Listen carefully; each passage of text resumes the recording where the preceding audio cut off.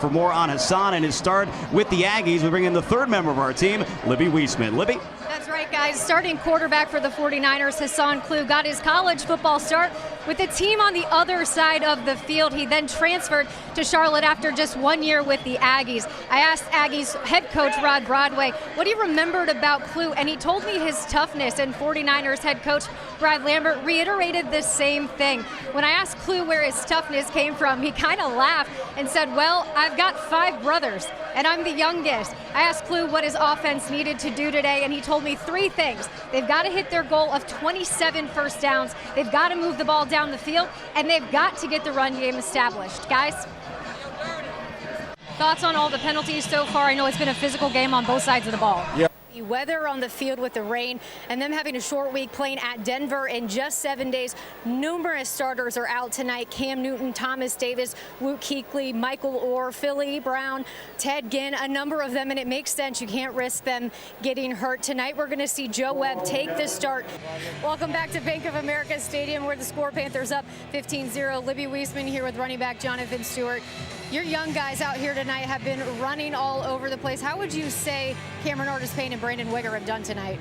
Speaking of Denver, you guys are there next week in just 7 days. It's a short time to prepare for them. How excited are you to actually go against another team that means something? This is 2 weather delays and 4 games in the preseason. How much does it change in the run game with all the rain? The thing the Panthers really like about Vernon Butler is he's so physical, and the speed for his size is almost unbelievable. It's almost like you have to see it because you wouldn't believe it. He's very physical. He told me back during training camp that the hardest part of his position in transitioning to the NFL is working on his technique and his hip work, guys. Welcome back to Bank of America Stadium. Panthers up over the Pittsburgh Steelers 15-0 with 5:48 to play in the third quarter. And just before halftime, wide receiver Kevin Norwood went down with a hip injury. He is out for the remainder of the game, guys. Libby, what'd you see in that first half? You guys, it was a physical game. We saw a lot of field goals, and we know Coach Rivera is not exactly going to be pleased with getting to the red zone and not scoring there. Of course, he likes the points with the field goals. But talking about the offensive line real quick, we know who the 5 starters are, and we know who they are and will be during the season. But it's the reserves we're looking for. We've seen the defenders from the Steelers get to Joe Webb a little bit tonight, so I know they're going to be looking at that offensive line very closely. Back to you guys. Guys, an injury update. We saw late in the third quarter offensive lineman Jordan Rigsby go down. He's on the table behind the Panthers bench with ice on that right knee. He's out for the game. His mom was actually sitting in the section behind the bench where he is now on the table, came down to offer him words of support. He's visibly upset, as anybody would be injuring that right knee, but he is out for the game, guys. Go to Libby Weihsmann. She's on the sideline with one of the leaders of the secondary, Kurt Coleman. You're already starting it, Kurt. You were just on the bench waving that towel. You're like a cheerleader today. I've been a coach first, but yeah, I got to be a cheerleader. I mean, you have 2 young corners in your position group right now. How are they doing in coming along now that you've seen them in 4 preseason games? McDermott was talking the other day about how it's mentally challenging to prepare for essentially 2 games for some of these young guys playing for tonight, but also looking forward to Denver. How do you balance that? With a short week getting ready for Denver, does it pose any challenges for you? I think the nice thing about the Senior Bowl, too, is it gets guys out of their comfort zone. They're not around their coaches. They're not around their teammates. They're forced to kind of adapt to the situation they're in and use other players to their advantage. So I think it's a good opportunity for some young guys to showcase what they've got before the Combine. Libby, there's a long list of guys that have certainly gone on to be great players in the NFL and moved on to get paid in other places. Yeah, absolutely. And when you think about how short in the grand scheme of things Wilkes has been here with the Carolina Panthers, he's already had quite a few guys kind of graduate from the Wilkes school of being a defensive back. You think of Captain Munnerlyn, Mike Mitchell, Josh Norman, and now he's got two rookies that he really has a nice opportunity to kind of create them into what he wants them to be. They came in so young and just so eager to learn that he really has a really unique opportunity to kind of take them and hone their craft. And like he said in that clip, every action has a reaction. That's something he's expressed for years and years and years to his guys, but he's a guy that really knows how to take a guy with some talent and to develop him into an NFL cornerback. It was a tough afternoon for the Carolina Panthers, but with every loss comes room to improve. Libby Weihsmann here with a Panther News update. We're just a few minutes away from Panther Talk Live from right here inside Bank of America Stadium. Mick Mixon, Eugene Robinson, and Jim Szoke are all on hand and ready to go. Quarterback Cam Newton is the definition of a dual-threat quarterback. He can run the ball, which he did for the Panthers' only touchdown of the day, and he can pass the ball, which he did for more than 200 yards. But Newton was sacked 8 times, threw 3 interceptions, and receiver Kelvin Benjamin was targeted just once all afternoon, and the pass was incomplete. It'll be a long tape study for this Panthers offense. There's no denying that the Panthers have struggled to create a pass rush so far this season, but that wasn't the case yesterday. On Arizona's opening drive, defensive tackle Star Lotulelei sacked quarterback Carson Palmer, forcing a fumble and setting up the scoop and score touchdown for linebacker Thomas Davis, the first touchdown of his lengthy NFL career. That sack was just the first of 8 on Palmer, and it was the kind of performance from this dominant defensive line that everyone has come to know. Despite eventually putting up 38 points, it was a slow start for this Panthers offense. On the first drive of the game for Carolina quarterback Cam Newton, he was sacked on 3rd down at the New Orleans 43, forcing Andy Lee to punt. Second possession, 3 and out. Third possession, Newton was sacked on 2nd and 8, forcing 3rd and long, which ended up being an incomplete pass. Panthers gave up a touchdown when Saints cornerback Sterling Moore picked off Newton in the end zone, and the Panthers know they can't get to the red zone and not put points on the board. It wasn't the Sunday the Panthers were hoping for on the road in Atlanta. Libby Weihsmann here with a Panther News update. In just a few minutes, Panther Talk will be live from right here inside Bank of America Stadium. Mick Mixon, Eugene Robinson, and Jim Szoke are all standing by, and we'll hear from head coach Ron Rivera. The Panthers defense had their fair share of struggles on Sunday against the 3-1 Falcons. Atlanta wide receiver Julio Jones seemed unstoppable with 12 receptions for 300 yards and a touchdown, leaving the Panthers secondary wondering how to stop him. Despite allowing 48 points, the most points allowed all season, the defense never gave up, and they know there's a lot to learn from this loss.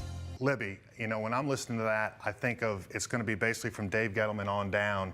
You better get your stuff right. It's almost like these players are going to hear that. They're going to know, hey, is he talking about me? So these guys have to be thinking, what do I need to do to improve? Yeah, and you know some of these guys were listening to the press conference and kind of wondering, oh my gosh, he was just talking about me. He didn't say my name, but that's who he was talking about. And the one thing we didn't see in the clip, but Gettleman said over and over in his press conference that he wants to make sure, and he asked himself this every day, does he give Rivera the right players to get the job done? And that's something he's going to discuss in the offseason. The bye week has come and gone, and the Panthers wasted no time getting back to work first thing Monday morning.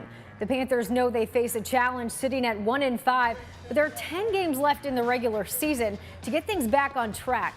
It won't be easy, but it's certainly not mission impossible, especially as Coach Rivera notes, 2 teams in the NFC South lost this weekend. It's the first Monday of the regular season, which means football is officially back. Libby Weihsmann here with your Panther News update. We're just a few minutes away from Panther Talk live from right here inside Bank of America Stadium. Mick Mixon, Eugene Robinson, and Jim Szoke will all be on hand, and we'll hear from head coach Ron Rivera. These two look really fun to watch. I'm going to enjoy my Sunday, Libby, watching these 2 matchups. You guys, I'm super excited about the later game to see what Green Bay, Aaron Rodgers, and the 2 rookies with the Dallas Cowboys have to bring to the table. These are 2 teams that nobody really knew what was going to happen with them at the beginning of this season. Dallas was obviously without a quarterback when Tony Romo went down, and then Green Bay just wasn't getting anything going. And the 2 teams have really just done a phenomenal job. I think that's going to be a tough, close battle. Sunday's 2017 loss to the Kansas City Chiefs is going to sting for a while, but not too long as the Panthers gear up to take on the New Orleans Saints in just 3 days. Libby Weihsmann here with a Panthers News update.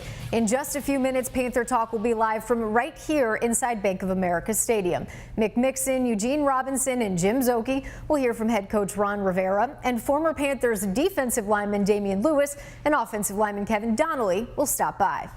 The Panthers went into the locker room at halftime feeling pretty good with a 17-3 lead in front of their home crowd. But what happened happened in the second half is going to be tough to move on from. Late in the third quarter, the Panthers offense had a 20-play drive that lasted more than 10 minutes. That clock-eating drive ended with the team having to punt. And in the fourth quarter, the Panthers' 4 possessions ended like this. Cam Newton throwing an interception, returned for a touchdown, a punt, another punt, and a Kelvin Benjamin fumble recovered by the Chiefs.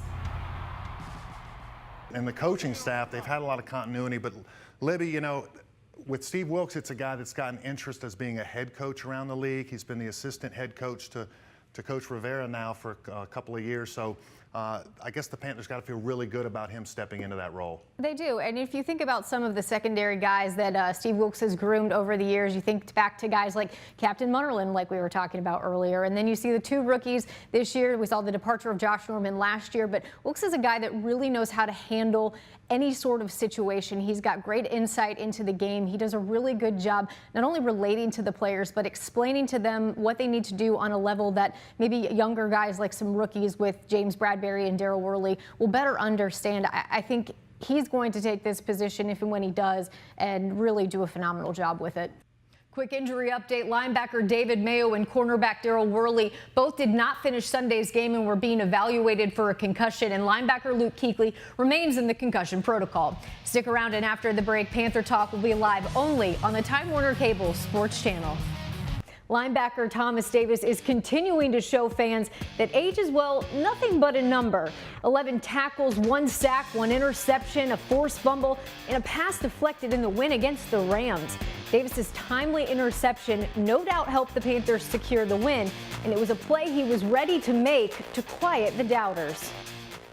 Libby, your idea, what do you think they'll be able to keep all those guys? If they had to target just 1 or 2, who do you think those guys are? It's impossible to keep all 15 unrestricted free agents. When you mentioned K'Wan Short, Mario Addison, A.J. Klein. A.J. Klein is another one. And also you wonder with A.J. Klein, Sean McDermott, maybe A.J. is in Buffalo next year. There's a lot of things that can happen. Also, Mike Remmers is a free agent.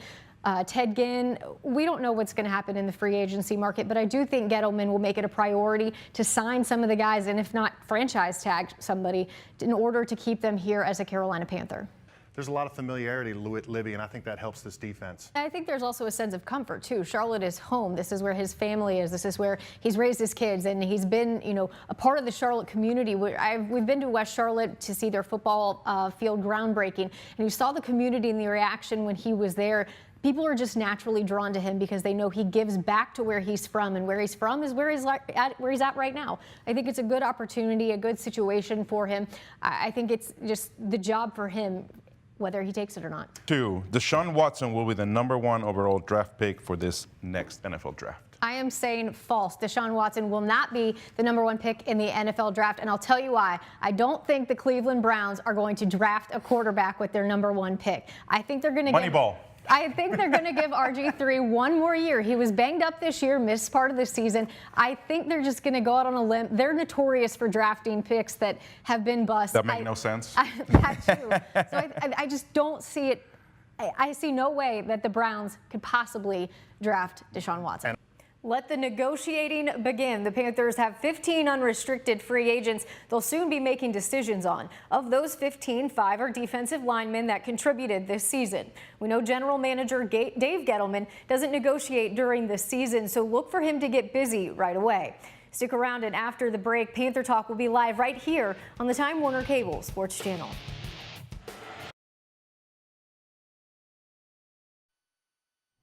Welcome back to Carolina Panthers football. It's halftime at M&T Bank Stadium. I'm Libby Weihsmann, back in the Charlotte studios. The Panthers have been at training camp for a few weeks now, but prior to the start of heading down to Wofford, the players got an opportunity to get away from the football field. For All-Pro linebacker Luke Kuechly, that meant fishing in the mountains with family. Luke, an outdoorsman at heart, it's something he and his 2 brothers enjoyed growing up with their parents in Cincinnati. As for on the field, Luke is healthy and looking for his 4th straight first-team All-Pro season.